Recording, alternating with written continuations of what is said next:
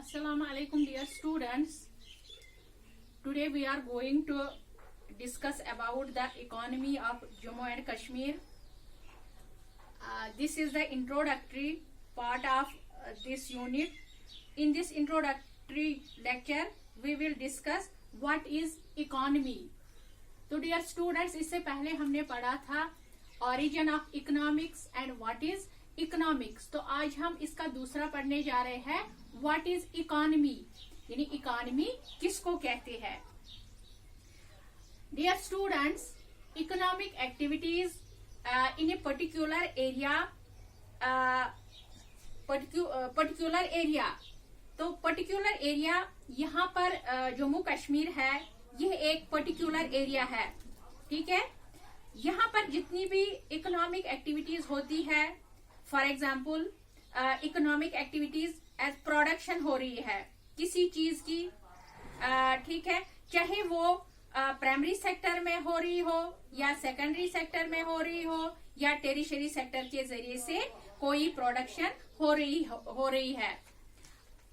Production या goods या distribution, goods की या डिस्ट्रीब्यूशन हो रही है या सर्विसेज की डिस्ट्रीब्यूशन हो रही है, या हम कंजप्शन की बात अगर हम करें तो मैं कंज्यूमर हूं, मैं कंज्यूम करती हूं चीजों को. तो ये सभी जो है these are the economic activities. ठीक है, समझ आ रहा है? ओके. एक पर्टिकुलर रीजन में, एक पर्टिकुलर एरियाज में आप यही इकोनॉमिक एक्टिविटीज देखिए. इस पर्टिकुलर एरिया को हम इकोनॉमी कहते हैं. या हम एक और चीज इससे हम डिफाइन कर सकते हैं. It is an area wire individual earns his livelihood. वो क्या है ये earns his livelihood, individual earns his livelihood? वो अपना जो इंडिविजुअल है वो अपना रोजगार कमाता है. जे.एंड.के एक इकोनॉमी है. एज ए टीचर, मैं आपको अपनी ही मिसाल दूंगी, अपनी एग्जांपल दूंगी. एज ए टीचर मैं अपनी इकोनॉमी अर्निंग कर रही हूँ, या बाकी जो है कोई प्रोड्यूसर हो जो प्रोडक्शन कर रहा हो, या कोई बिजनेसमैन किसी के पास कोई फैक्ट्री हो वो प्रोडक्शन के जरिए से अपनी अर्निंग कर रहा है, या कोई डिस्ट्रीब्यूशन यानी होलसेलर, कोई होलसेलर होता है वो डिस्ट्रीब्यूशन करता है, वो डिस्ट्रीब्यूशन चीजों की कर रहा है. उस तरीके से डिस्ट्रीब्यूशन के जरिए से वो अर्निंग कमा रहा है. या कंजप्शन, जो मैं कंजप्शन कर रही हूँ वो मैं वहां से कमा रही हूँ. तो ये चीजें, इसको हम इकोनॉमी कहते हैं. यहाँ पर ये सब इकोनॉमिक एक्टिविटीज होती है पर्टिकुलर एरिया में. इस एरिया को हम कह सकते हैं इकोनॉमी. यानी किसी पर्टिकुलर एरिया में जो हम इकोनॉमिक एक्टिविटीज करते हैं उस एरिया को हम कह सकते हैं कि ये वहां की इकोनॉमी है.